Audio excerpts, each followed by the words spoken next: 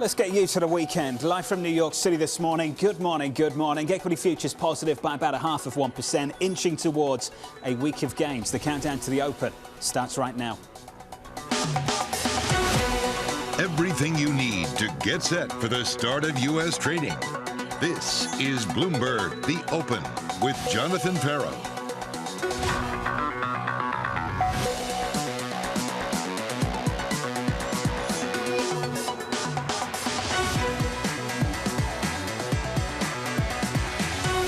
Live from New York coming up. The Fed wants to know if strong economic data is signal or noise. President Biden welcoming Chancellor Scholz to the White House, and Citigroup trimming jobs across the investment bank. We begin with the big issue. Will February confirm the January boom?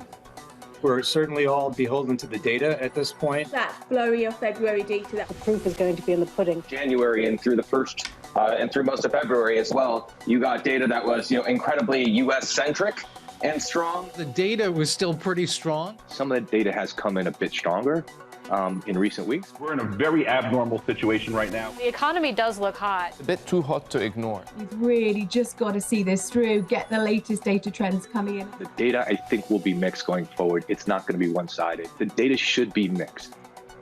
Joining us now to discuss TD's Priya Misra, Morgan Stanley's Jim Karen, prepare for a fixed income clinic. Priya, your 10-year, just south of 4%, a break of that level in the last couple of minutes. We're down 7 basis points, 398. You like it. You're a buyer. Why? I think you have to position for what the Fed's going to engineer, which is a hard landing. The inflation is sticky. We were thinking that inflation is going to be sticky with a very hot labor market. And the data is confirming that the consumer is not slowing down. So we think the Fed, that's very data dependent, is going to continue to hike and then stay restrictive until we see that slowdown in the economy. So I think owning 10s is a way to position for that hard landing. I think duration risk is more attractive than credit risk, equity risk. So I think you're supposed to start to leg in, it's 4.9 or 4.09. The peak, I don't know. But I think getting in that 4% range, this is very attractive because the Fed's going to have to cut rates next year when inflation gets closer to 2% and the unemployment rate, starts to move higher towards 5%. In the near term, SocGen is on a similar page. This is what Subhadra Rajappa and the team said over at SocGen just last night. They said the upside risk to upcoming payrolls and inflation prints are already in the price. Hence, we continue to believe the risks are asymmetrically skewed towards lower yields if the data disappoints. Jim Karen, do you agree? I'm a bit more in the middle on this whole thing. So my view has been that the Fed funds rate goes to about 5.25%, and that a 4% 10-year yield is about right for this type of an environment. And give me 25 basis points on either side of that. So whether it's 3.75 or 4.25, I think we're going to stay within that overall range. And the other thing is that I guess I am not in the hard landing camp. I do, though, think that inflation is going to come down. I think that we are on a trajectory.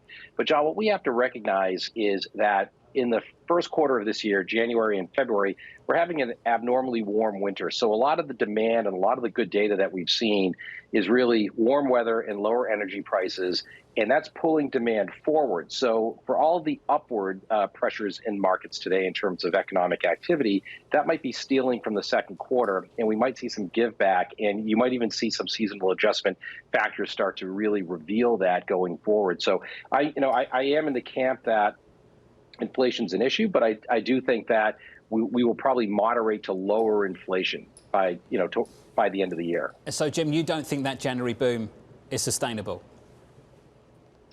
I don't think the pace of the January boom is sustainable. And I think there's a lot of seasonal quirk issues that are there that I'm still trying to work out. And I don't know if it's going to be repeatable going into the future. What we know is that inflation's coming down. It may not be coming down as fast as we'd like it to come down at this point, but it's headed in that direction. Just the year-over-year base effects of comparables, all of those different factors, that's pushing it down. Mike Gapon of BofA just publishing says we're all data dependent. We are. Goes on to say that the data-dependent Fed will stick to a 25 basis point hiking pace and refers to this reacceleration of signs of a short-lived reacceleration. Now, Priya, would you phrase it the following way as well? Is that how you would characterize it, a short-lived reacceleration in the economy? Yeah, I'm not even sure if it's a re-acceleration. I think the economy is strong. There's a lot of momentum. I think the big macro question here is data strong because policy is not restrictive or the lags have not yet played out? And we're very much in the latter camp. It takes a long time. I mean, 12 to 18 months. Policy turned restrictive, I would argue, only late last year. I mean, the Fed funds rate crossed 4% in December. So, we've just started to price in this higher, just tighter monetary policy. Real rates have been north of 1% only in the last couple of months. So I think it just takes a while. But I'm concerned that the Fed in this data dependent mode is going to look at the data. And even though I would agree with Jim, I think there were seasonal issues. We had the COLA adjustment in Jan, personal disposable income went up. It's not clear the data is going to be that weak or the February data will be that weak. So does the Fed look at that and say we have to keep going? I do think they stay in these 25 basis point increments because we're nearing the end. Whether it's 5.25% or 6% or somewhere in that range, I think they go 25. But if they don't see a slowdown in growth and inflation, I think they could keep going well into July, potentially September, and make policy a lot more restrictive. I think the economy needs time, not more hikes. But I think we just don't know, which is why the Fed's going to keep going. Priya, why do you think the market moved so much on the Bostic comments yesterday from the Atlanta Fed president? When he was asked about a pause, he said this: I would expect that we would be in a position by the middle of the summer, late summer. We'll have to see sort of where things are. That was Bostic's language yesterday. Priya, from your perspective, when you look at the forward curve, when you look at what we're pricing for this Fed, we peak in September. A Fed speaker coming out and saying, I hope to peak in late summer, isn't news, is it? Well, and I would agree. I think it's not news because they all have the caveat. I mean, Governor Waller said the same thing. Could this data be a blip? But if it's not, we'll have to keep going. We have to revise that terminal rate. But I think the market was revising that terminal rate higher. And the Fed is saying, well, not so fast. I think they don't want to extrapolate from one data point. The market was clearly extrapolating from one data point. We pushed out cuts significantly, both timing as well as magnitude. So I think the market said, okay, Fed's not overreacting. Maybe we do stop at 5.5, and that was already priced in. So, I think we have to figure out the economic outlook and the reaction function. I would say the economic outlook is a little more important, but the market was running away with this data-dependent reaction function that the Fed would potentially keep going until a hard landing. So that's why I think that message is interesting. And it's not just President Bostic. I think from even some of the hawks, we haven't heard a 6%. We haven't heard, well, maybe we have to keep going until 7%. We're still hearing this 5 to 5. That December dot plot, even though Chair Powell's tried to de-emphasize it in the February meeting, I think it's still their baseline up until the March meeting. And I'm not sure, unless the next two data prints are very strong, I think they stay in this 5.5 for now. And then we really have to wait and see how that data evolves in the second quarter. Let's get to Mike McKee on this. Mike, you've been following it all. Chairman Powell speaks next week, and he's got one more data point to have a look at before he gets there. Yes, and that comes a little bit later today, the ISM services number. The interesting thing is that the dot plot in December, there were 7 Fed officials who were in the 5.5 camp and 9 in the 5.12 camp, basically. So it wouldn't take much to move the dots higher. And it looks like some people are starting to lean that direction. It wasn't the pause comment that mattered from Raphael Bostic yesterday. It was him saying there is a case to be made that we need to go higher. And he talked about the data that we've seen: jobs, inflation, consumer spending, labor markets. And then Chris Waller said we could maybe stop at 5.25 if the data start to go the other direction. But if not, then we're going to have to raise the policy target rate. So they're still somewhat data dependent.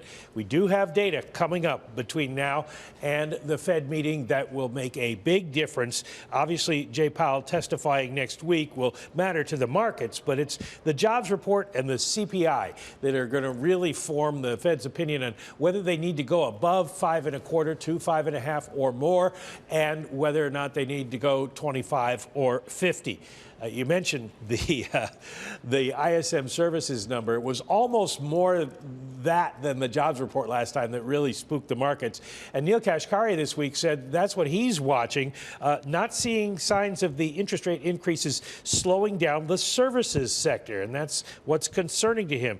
Well, the forecast is we see a tiny little bit of slowdown today. But remember what happened last time. We went from 49.2 to 55.2. That freaked everybody out. Prices taxes paid went up. And so we're going to be watching this number closely. Stay tuned, top of the hour. Looking forward to it. A breakdown with Mike McKee, Guy Johnson, Alex Steele coming up in about 50 minutes' time. I want to go back to that calendar that Mike just referred to. It's important. ISM in about an hour, 50 minutes' time. On to next week, Chairman Powell speaks. Then on to March 10th, the payrolls report. March 14th, CPI. FOMC meets March 22nd. Now, Jim Karen, when we get to the 22nd and the FOMC meets and they've got a more complete picture of the economic data, where are you anticipating they'll be? I think they're going to hike 5 1/4. Look, I mean, one of the things that Mike just said is go back to December. What the Fed told us is that 5.5% policy rates in terms of the dot plot is where a lot of people thought we were going. The market said, we don't believe you. They took the terminal rate down to 4.90. Then we have February, we have January data coming out in February, and the market say, oh, mistake. Now we have to bring up the terminal rate, price in the terminal rate going up to 5.5%. The Fed has been remarkably consistent in their messaging since December. They've been talking about this 5.5% terminal rate for a while. The market's flip-flopping all over this. So going back to what they said in December, and yes, I know there has been some other data that's come out, but they still believe that inflation's on a downward trajectory. I think they go 25 basis points in March.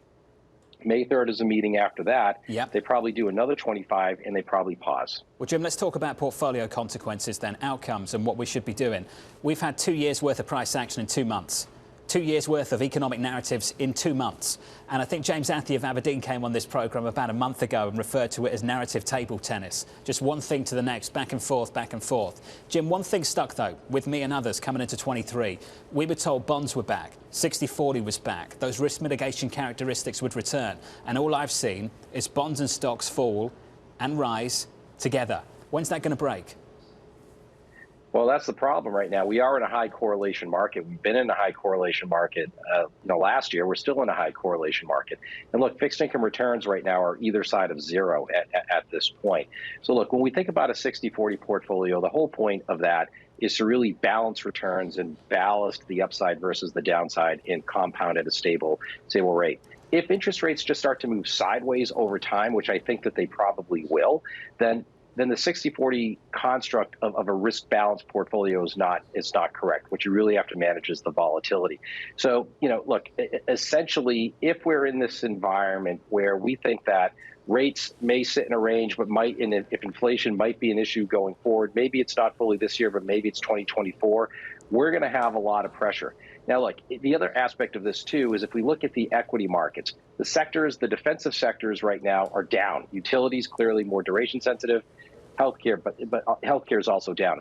Other sectors, whether we look at materials, technology, or consumer discretionary, those are your highest performing sectors of the market. You have 14%, 12%, and 7% respectively on each of those. So this doesn't seem like a market that's worried about the future at this point. I think that they're anticipating decent growth and a soft landing. Not just here, but in Europe too. Look at the banks year today, up more than 20% in the Eurozone. Priya, we were told fixed income's back. I get it. Income's back. Real yield is back. I understand that. I want to understand also, though, Priya, from your perspective, uncorrelated returns in fixed income, are they back?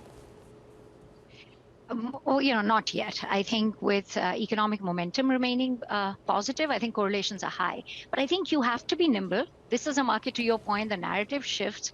We're so used to forward guidance from the Fed, and that's gone. And the Fed themselves are, I won't say they're making it up as they go along, but they're figuring it out as we go along. So I think, you have to be nimble when the market's overpriced one direction or the other. I think trying to trade it, it's a trader's market. And I think looking, at the details, I would say owning long end treasuries has better risk reward than the front end. What if inflation doesn't decelerate quickly? Then that front end is going to stay very anchored. The curve will keep inverting. I think looking at tips break evens. I mean, the market was pricing in 2% inflation over the year. Now we're pricing in 3%. I would argue even 3% is cheap. So I think you have to get into the to Jim's point, whether you look at sector allocation. I think, active management is back. We have to look at details, be nimble until we get clear signs from the macro data. If the economy is slowing, I think at that point, that uncorrelated returns come in, and then you should be in bonds. You should be in very high quality bonds rather than high yield, I would argue, or even IG, I think is extremely tight. You should try and get away from risk assets, have liquid bonds. But until that point, and I think that's maybe a second, maybe a third quarter story, because the consumer still has accumulated savings. And I think that's what's buffering. I mean, interest rates matter. Maybe they don't matter if I've got a lot of savings, but as these savings are running out, I think the household sector starts to respond to tighter financial conditions. But it still could be a couple of quarters out. So I think until then, you just have to be nimble and look for opportunities when you can. Priya, Jim, sticking with us. We're about 16 minutes away from the opening bell. 16 minutes away with equity futures higher by 0.6%. Let's get you some movers into that open. Here's Katie Greifeld. John, let's start with chipmaker Marvell Technology. It's down double digits in pre-market trading thanks to a familiar story this earnings season, weak guidance. They projected that first quarter adjusted gross margin is going to come in at about 60%. The estimate had been for 64%. At least 4 banks cut their price targets on Marvell after that report. You can see that's dragging down shares to the tune of 11% or so, even though the fourth quarter numbers weren't so bad. On a brighter note, though, we have HP Enterprises shares climbing this morning. It delivered a beat and raise earnings report. First quarter results beat expectations, and HP boosted its full year forecast for adjusted earnings, and not to mention second quarter sales expected at about $7.3 billion. That would be above estimates, John. Add that all together, shares are up. Katie, thank you. Much more from Katie through the hour. Around the opening bell, 15 minutes away, futures up, higher by 0.6%. Coming up next on this program, Germany's Olaf Scholz touching down in D.C. We expect that this will be a true working visit between these two leaders, and we're looking very much forward to getting some things done. That conversation up next.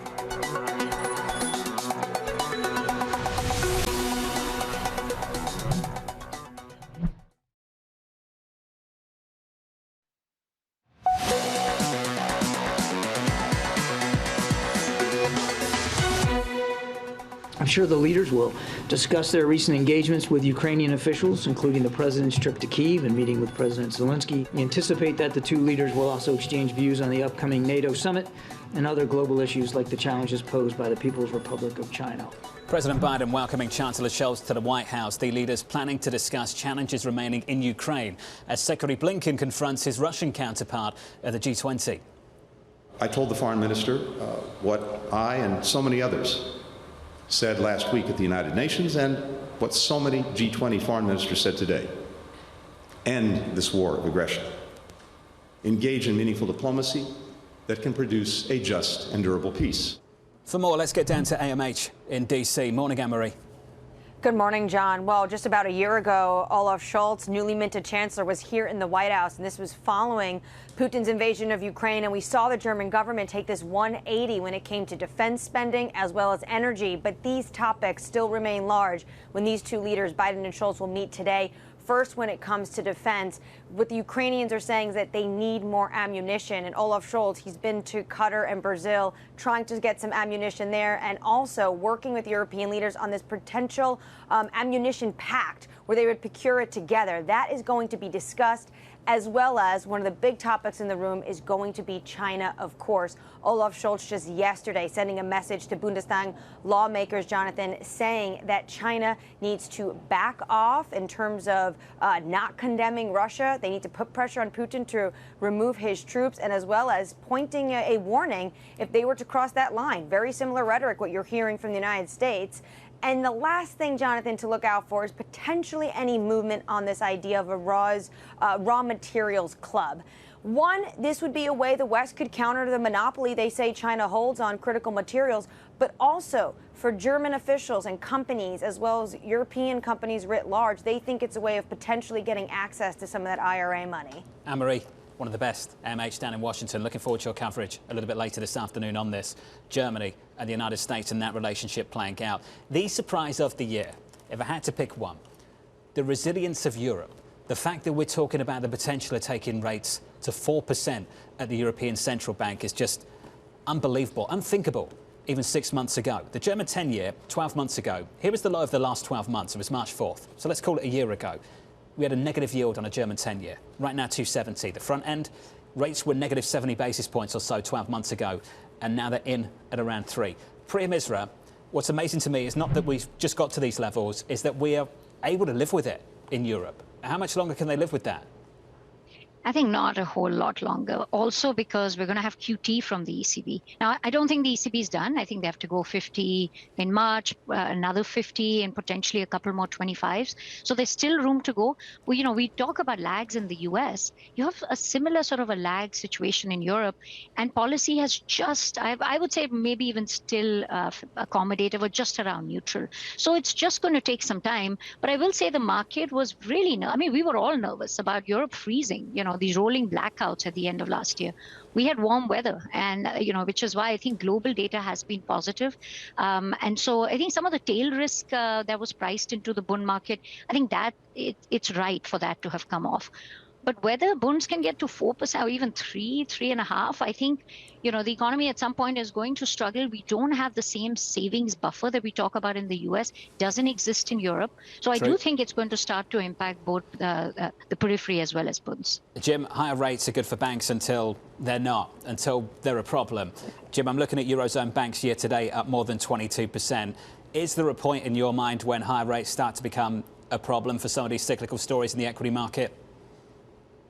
Of course. Look, at some point, higher rates are going to curtail growth, and we're already seeing some decline in loan demands that's coming through and tightening of lending coming out of European banks. But look, I don't think we're there because there are three factors that surprised us to the upside. The market was just unaware of in Europe. Number one, warmer weather, a warm winter.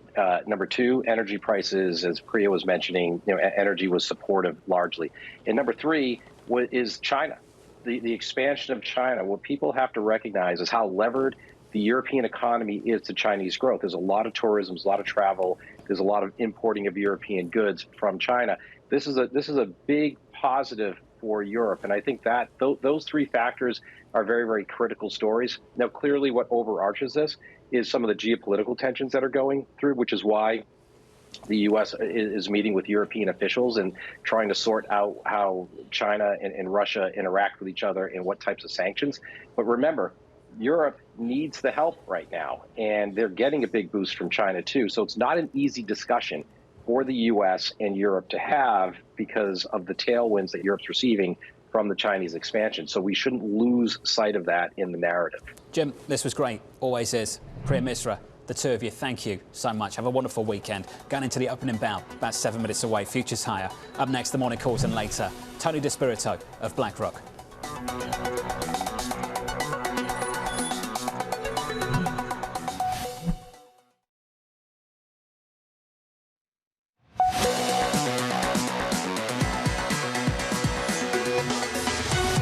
Equities higher, let's get you some morning calls. First up, Morgan Stanley reiterating Apple as a top pick, seeing a number of underappreciated catalysts to drive stocks higher. Next up, JP Morgan upgrading P&G to overweight, pointing to a more positive setup with China reopening. And finally, UBS upgrading First Solar to a buy, expecting the Inflation Reduction Act to boost the company's earnings. Coming up on this programme, BlackRock's Tony DeSpirito recommending energy and healthcare stocks to overcome inflation and recession risk. That conversation next.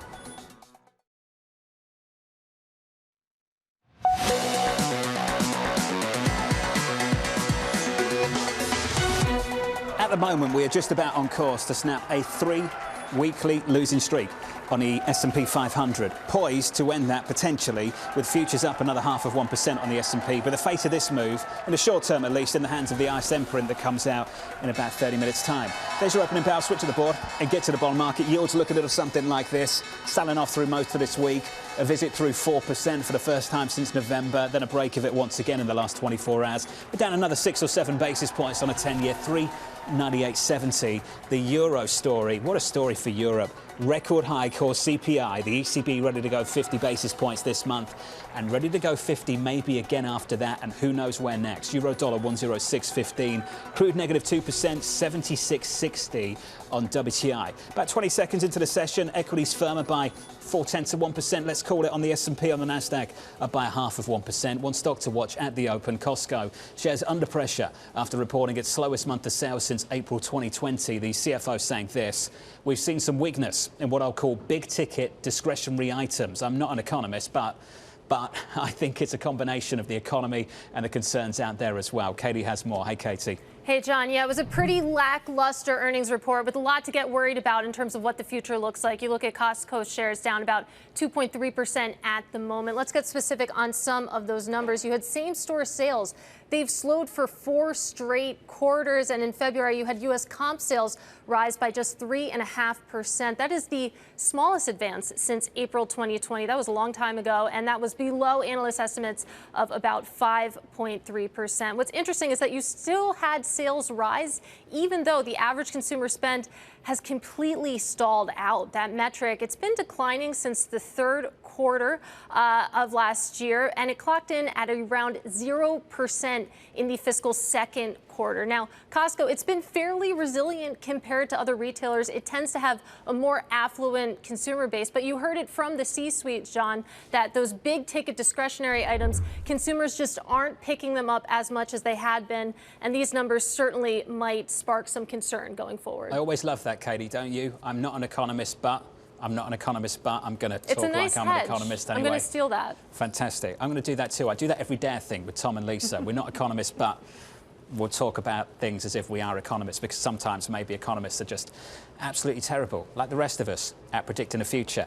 Shares of Tesla moving higher after 3 days of decline. Shipments from its China factory jumping 32% over the past year, with price cuts attracting new buyers. Ed Ludlow on the West Coast with more. Hey, Ed.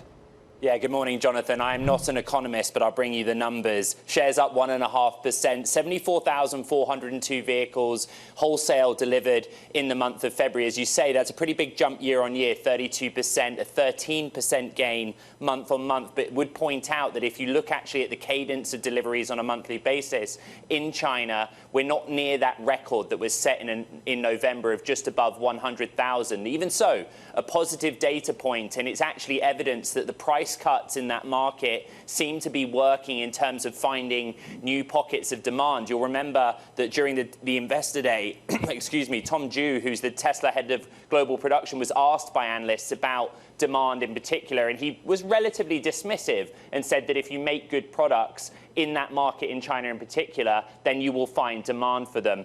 The stock's still down, John, more than 5% on a weekly basis. It's second consecutively weekly decline, but we point out, as we have done in recent days, that the run-up at the beginning of this year was such and the expectations were so high that this was a really sell the news kind of event this week, and clawing some of that back after that China data overnight. Ed, looking forward to the conversation with you and Karen Unhide a little bit later on the Tech Show. That stock is up by 1.4%. Different story for Dell, anticipating a 19% decline in revenue next quarter. The co-COO writing this: the broad caution in the IT spending environment persists as customers continue to scrutinize every dollar in the current macro environment. That stock down 2%. Isabel Lee has more. Morning, Isabel. Morning, John. Dell is indeed bucking the trend here. The company posted disappointing outlook, which is why shares are down. They said that people are worried that there might be a fear of a downturn in computers. Dell said revenue will be down between 12 to 18% for the full year, given the, quote, wide range of outcome. The outlook overshadowed the better-than-expected fourth quarter earnings. Net revenue decreased 11%, which is a much smaller contraction than the 16% analysts expected. Profit was also better than expected. Citi says this is typical Dell conservatism, and as 2023 progresses, they think Dell will exceed expectations. Evercore also saying that guidance seems conservative and even close to a recession scenario. So Dell, just like any other company in the sector, is grappling with a catering demand for personal computers since the boom days we saw in the pandemic. And when the company in February said it would be cutting 6,600 jobs, many investors took it as an ominous sign that the demand will not recover soon. So we'll see how it goes. But for now, shares are edging lower, John. Just a little softer. Isabel, thanks for that. We're down about 1.5%. One more stock to have a look at. I mentioned Morgan Stanley reiterating Apple as their top pick. The analyst writing the following: if we look beyond the near term, we see a catalyst-rich event path over the next 12 months that is underappreciated by investors, including re-accelerating iPhone and services growth, record gross margins, and the potential introduction of an iPhone subscription program. That stock is positive 1.4%. The broader market, 5 minutes into the session, positive 0.4%. The Nasdaq higher by 0.5%. BlackRock's Tony DeSpirito saying to own stocks, but the key is to be selective. He says this: today's uncertainty argues for a focus on stability and resilience. Own healthcare for a dose of resilience. Own energy and financials to fight against inflation. Tony joins us right now, I'm pleased to say. Tony, always wonderful to catch up with you. Just want to start with this bounce. Tony, you've often referred to these bounces as bear market rallies. Tony, why is that what this is? Well, I think no matter how you slice it, and we've talked about it at BlackRock as a recession foretold, right? We're at 3.4% unemployment. That's the best we've seen in 50 years. This is as good as it gets. We're at a full employment level. The economy is running hot. Consumers are drawing down their savings. They're spending beyond their means. That means we're late cycle. And then combine that with the fact that you have a Fed that has been the most aggressive Fed since in the last 40 years in terms of raising rates in a short period of time. Money supply, M2, is negative year over year for the first time since the Great Depression. And when you get an environment like this, just Fed hiking, 10 out of the last 13 Fed hiking cycles have resulted in a recession. I think that means that there's a big risk that at very least the economy slows, if not enters a recession. Hence, we're very focused amongst our fundamental investors at BlackRock, including in the fund I run, the Equity Dividend Fund. We're very focused on building resiliency into the portfolios. So, Tony, I'll talk about that resilience with you in just a moment, because I know you want to get there, but just in the near term, if we are going to have that recession, foretold in the way that you and the team have said so, how rare would it be if October was the low in the equity market for the broad index, for the S&P 500? Well, here's the thing. So it's always about, in my view, about fundamentals and valuations. We just talked about fundamentals through a recession. When you look at valuations, valuations are full. Obviously, if you go back a year ago to January of 2021, valuations were high. The multiple on the S&P 500 was over 20 times. That's come down. That's now running at about 18 times. 18 times, I would say, is at the high end of the normal range. So we're in the normal range, but we're at the higher end. So there's not a lot of margin of safety from valuations either. Again, as a stock picker, you need to look for recession-resilient earnings and combine that with companies that are trading at reasonable multiples. If you do that in a market where beta is hard to come by, I think you can still generate a lot of alpha. And I think that's going to be the key for this year. So, Tony, let's start with resilience then. You've mentioned healthcare as a sector. Some people might say this stuff is really difficult to understand. At the moment, I can get 5% on a 6-month T-bill. I can't time the market. I'll take that and I'll wait. What's the argument against that? Yeah, well, first of all, I think equities for the long run for sure. The history is on your side. Companies will continue to grow earnings over time. So as a long-term investor, you should stay in the market. Also, we're in an environment of inflation. Guess what? Companies actually on a nominal basis will benefit from inflation. Sales will rise, et cetera. And so the market, the stocks, are in some ways the best protector against inflation. So that's the argument for staying invested in the long run. But then do it in a resilient way. And I think healthcare is a great example of that. Healthcare has been a very positive long-term compounder. Why? Because we're aging as a society. As we age, we require more healthcare. So the long-term demand is there. This sector is very resilient in recessions. The earnings tend to still rise even in recessions. And then you look at valuations. The valuations are quite reasonable. Healthcare trades at a below market multiple, despite all those great characteristics I just described. So it's a great fishing pond. Tony, the other side of things as well is energy and financials. When someone hears someone talk up the potential of recession and then follow it up with energy and financials, are we going to trade on growth slowing down, on inflation remaining sticky, or both simultaneously? Yeah, there are a lot of cross currents right now. And I think that's one of the advantages of trying to stay balanced within your portfolio. And so think about energy. Well, first of all, energy is a global market, and we have China reopening right now. So that's going to be boosting demand. We also need to refill at some point the Strategic Petroleum Reserve. And then there are geopolitical risks. At the same time, supply is very constrained. Particularly if you look at what's going on in shale, it's very interesting. What you're seeing is companies all raising their CapEx, but not raising their production guidance. Why? Because they've drilled the best wells already, the best acreage, and now they're going to that second tier. So productivity in shale is falling. I think that's really interesting and spells very good things when you think about supply demand. we've got these nice demand boosts, and at the same time, supply is still very constrained. That raises a question, though, Tony. Do I want to be long the commodity, the underlying commodity, or the energy producer itself, the company? Yeah, so go back to valuations. Great question, right? Multiples on the energy sector actually contracted last year, despite it being a very robust year for the energy sector. The favorite part of the energy sector for me is actually European, particularly UK integrateds. They trade at a sharp discount to the U.S. integrateds. A lot of that's driven by shareholder preferences when it comes to ESG. But what we're seeing increasingly is U.S. shareholders are buying into those companies. And so we've seen that valuation gap start to narrow this year, yet there's still a long way to go. And so I think that's a great way of both finding resiliency and upside. Do they deserve to trade at a discount because of the fiscal issues as well, the windfall taxes we see across Europe? Yeah, so those windfall taxes, they're big headlines. But in terms of the impact on their earnings, quite small. It only applies to the oil that's actually drilled in those countries. It doesn't apply to all of their earnings. And so the impact is very tiny. And yeah, I do agree they deserve to trade at a discount, but nowhere near the discount they're trading at today. Tony Smart, as always, great to get your thoughts on this market. Tony DeSpirito there of BlackRock, breaking things down for you. Resilience, look to healthcare. Fight inflation, financials, energy. That's the call from the team at BlackRock on the equity side of things. Right now for equities, 12 minutes in, firmer, higher by 0.5% on the S&P. The Nasdaq firmer, higher, positive by 0.6%. Coming up on this program, more layoffs on Wall Street. There's a few areas like in tech and things like that where there's sort of layoffs and a little bit in financial services. But generally, the labour market's in pretty good shape. That conversation next.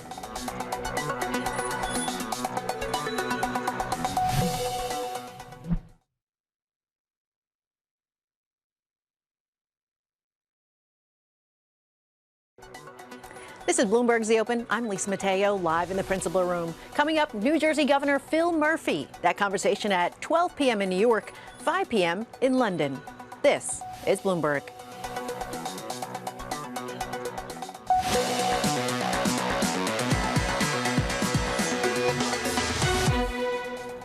The labour force might have a little bit more confidence. There's a few areas like in tech and things like that where there's sort of layoffs and a little bit in financial services. But generally, the labour market's in pretty good shape. So consumers feeling confident in their jobs, coupled with reasonably high levels of savings, certainly in the middle and higher income portions of society, that can continue to sort of drive a robust consumption story. Job cuts spreading on Wall Street and making their way to Citigroup, the firm laying off hundreds of employees, including staffers from their investment banking division. Shanali Basak on top of the story. Hey, Shanali. John, this isn't a consequence of the boom-bust cycle just yet, because when you watch the headcount reductions, you're seeing it in the hundreds, not the thousands like we're seeing over at Goldman Sachs. And even when I pressed Goldman Sachs about further job cuts, they did not quite bite. So what are we looking at Citigroup here? This is another cut that amounts to the hundreds, less than 1% of the company's workforce. However, of course, these kinds of drip by drip headcount reductions causes a tremendous amount of anxiety and strain across the street. Of course, this comes weeks after we recently reported that Bank of America is also doing the same. This is largely in the investment banking divisions where activity has been very, very muted. Now, remember, there's this hope, this grand hope that things will start to turn around by the second half of this year. Of course, that's highly contingent on a lot of things, nothing going wrong, as well as the rate story starting to stabilize, John. The banks are still stuck with lots of hung debt, which really constrains them moving forward in some of the activity that they're looking forward to. But remember, this isn't a wholesale headcount reduction. There is still hiring, but in kind of more boring places. Remember, for Citigroup's stake, for example, that is places like compliance, as they have to deal with consent orders, and technology, as big banks look to get ahead of the future as they look through the storm. Shanali, we talked a lot about excess hiring in tech. Can we just talk about excess hiring, Shanali, at some of these big banks in just the mortgage parts of the business, offering mortgages? I was looking at the average mortgage rate in the United States. It's back through 650 on a 30-year fix. It's approaching 7% all over again. Shanali, I just imagine there's a lot of people sitting on their hands. There's just no business right now because nobody wants those mortgages close to 7%. The bigger problem, too, John, is not even just right now that structural issue in the market about the mortgage rates. It's the pricing of housing as well, the shift towards rental housing, and the private equity and institutional entrance into these businesses, where where do the banks then play? Do they have to make larger structural changes to those businesses? Of course, JP Morgan, Wells Fargo, Citigroup already cutting in the mortgage markets, but are there much bigger shifts ahead? History would say so. Shanali, thank you. On the cuts at Citi, really small, insignificant to the total pool of workers at Citi, but of course this is always very, very personal for a lot of people, so I thought so with them as well. I want to talk about the economic data so far this week. We had an ISM earlier this week. It was ISM manufacturing, and it wasn't the headline of the index that got everyone's attention. It was the prices paid component of it, elevated. Sticky inflation, anything that speaks to that right now has spooked this bond market. Today, we get ISM services in about 11, 12 minutes from now. Mike McKee's going to break that down. Mike, this is almost like the appetizer before the big one, right? Yeah, it's the S&P Global US PMI for services and composite. It's sort of the little brother to the ISMs, and it comes in at 50.6 up from 50.5. So a little more strength, and it doesn't suggest that we fall back. The number of the ISM last month was very strong, and there is some thought that it would come back a little bit. Composite for the S&P Global 50.1. That's a little bit lower. And in Europe, we got a lot of the services PMIs out today, and the one thing they all have in common is they all cross 50. So we are seeing strength in services around the world. So the question becomes, what happens at 10 o'clock Wall Street time to the ISM services number? That big jump we saw in January, does it follow through into February? Mike, talk to me about the difference between the S&P Global PMI and what we get from the ISM and the traditional spread between the two, perhaps. Which one do you follow most? Well, we tend to follow the ISM much more, particularly the manufacturing one, because it's been around since the 1930s. The services numbers just started coming out in the 1990s, and they're a little bit different because of the size of service industries. But in general, ISM has bigger, more established companies that do business mostly in the United States, whereas the S&P Global has smaller and often more export-oriented producers. So probably the combination of the two gives you an idea of what's going on, but it's the long time series that Wall Street likes about ISM. Mike, you went through the calendar for the next couple of weeks. So we get the ISM in about 10 minutes. Chairman Powell speaks tomorrow, March 10th, payrolls, March 14th, CPI. If there was a speech written, testimony already for Chairman Powell for next week in front of the Senate and the House, do you think that could get edited if this is really strong in 9 minutes? I don't think it would be unless the prices paid went up significantly, but I think the message is going to be the same as it has been. He's going to come out and say higher for longer. We're going to raise rates again, and we're going to keep them there that way, and we are absolutely committed to bringing inflation down to 2%. Given the fact that those other big indicators are still out there after he testifies, I think he's going to be careful about going too far, predicting what will happen at the March meeting or beyond. Mike McKee, thank you, sir. 8 minutes away from that data here in the United States, the ISM Services Index. Mike, Alex Steele, Guy Johnson, they're going to break that down for you in about 8 or 9 minutes' time. I went through the calendar. I'll repeat the dates for you. Chairman Powell next week, and then it's on to payrolls on Friday, the following Friday, of course, March 10th. And then March 14th is when we get that next CPI read. And on the 22nd, the Federal Reserve meets to decide where interest rates will be and where they should be. And ultimately, the summary of economic projections comes out too. So we get another round of forecasts from the Fed, and that's where potentially the fireworks might be. The broader market right now, 22 minutes into the session, positive 0.5% on the S&P, on the Nasdaq up by 8 or 0.9%. To lift the lid on the index, let's get you some sector price action. Here's Katie. Hey, John, well, we are looking at a little bit of a rally on the broad index level. Let's break it down and look at what is driving it. You have real estate up on the day, leading the charge, up over 1%. Communication services, I often think of that as big tech, and it is Meta that's leading the gains there. So a lot to like, 9 sectors in the green. You look at what isn't doing too well, it's energy, off by just a hair, and at the bottom there is consumer staples, off by 0.6%. A lot of those losses coming from Costco, which we discussed earlier. And if you look on the week, the S&P 500 is set to squeak out a gain. What's doing really well is materials. That's up to almost 3% over the past 5 days, and industrials up over 2%. That's typically basically good news for an equity rally, and it's not on the board, but utilities not doing too great this week, John. And a lot of that is rate pressure. Katie, thank you. And looking forward to the show a little bit later. Real Yield with Katie Greifeld about 1 p.m. Eastern Time. Look out for that. Bonds going into the ISM. Rallying. Your 10-year down 7 basis points. Your yield just south of 4%. Your 2-year down 2 basis points. Your yield 4.86. Up next, your trading diary.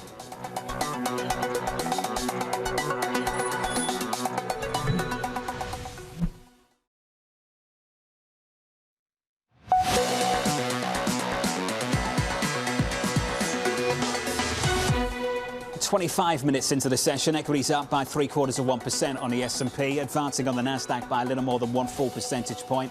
Equities up and yields come in just a little bit going into this. Here's your trading diary. ISM services at the top of the hour. That is the data point of today. Another round of Fed speak. Logan, Bostic, Bowman, Barkin all on deck. President Biden greeting German Chancellor Olaf Scholz at the White House this afternoon.